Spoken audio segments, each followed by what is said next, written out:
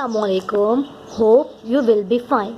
आज मैं आपको टीच करूंगी second year biology Sindh board new book जो है चैप्टर नर्वस कोऑर्डिनेशन और टॉपिक है हमारे पास नर्व इम्पल्स। नर्व इम्पल्स क्या होता है? नर्व इम्पल्स बेसिकली तौर पर एक इलेक्ट्रिकल सिग्नल है।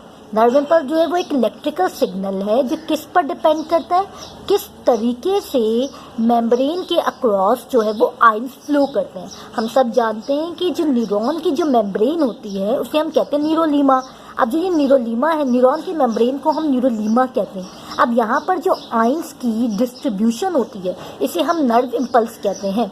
Change in electrical gradient across the plasma membrane of neuron. Neuron की जो मेम्ब्रेन के इर्द गिर्द जो इलेक्ट्रिकल ग्रेडियंट, जाहिर है आपको पता है अगर बाहर आपके पास एक डिफ्यूजन जो ग्रेडियंट होता है, बाहर एक कंसंट्रेशन ज़्यादा है आयंस की तो वो मूव कर कर अंदर आएगी, और अगर एक कंसंट्रेशन आपकी जो है वो आयंस की अंदर ज़्यादा है तो वो मूव करके बाहर जाएगी। तो ये जो एक इलेक्ट्रिकल ग्रेडियंट जो डेवलप हो गया है, इसकी जो चेंज को हम जो है वो नर्व इम्पल्स कहते हैं। अब ये नर्व इम्पल्स कैसे जनरेट होते हैं और किस तरीके से ट्रांसमिट होते हैं? हम सब जानते हैं तमाम लिविंग सेल्स के इर्द गिर्द जो है एक इलेक्ट्रिकल चार्ज डिफरेंस होता है उसकी न्यूरोलीमा पर। न्यूरोलीमा क्या है? न्यूरॉन की जो मेम्ब्रेन है।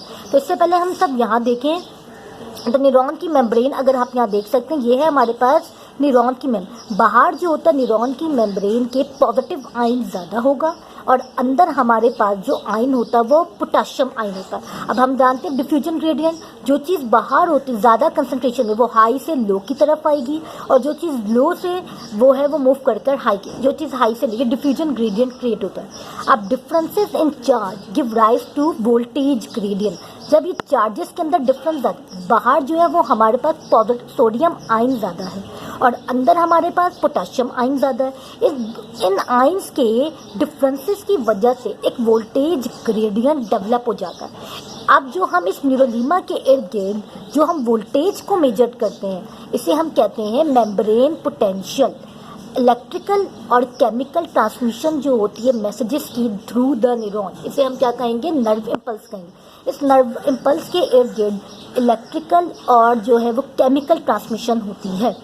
अच्छा, इसके अलावा आप यहाँ देख सकते हैं इस मेम्ब्रेन को, ये न्यूरॉन की मेम्ब्रेन है न्यूरोलीमा। बाहर पॉजिटिव आयन ज़्यादा है हमारे पास सोडियम, अंदर पोटेशियम आयन ज़्यादा है। इसके अलावा कुछ आप इंटरवीन आप देख सकते हैं प्रोटीन्स के चैनल भी मौजूद होते हैं अक्रॉस द मेम्ब्रेन जो मौजूद होते हैं। ये क्या होगा? In response to electrical voltage channel open और क्लोज होते हैं। ये चैनल ओपन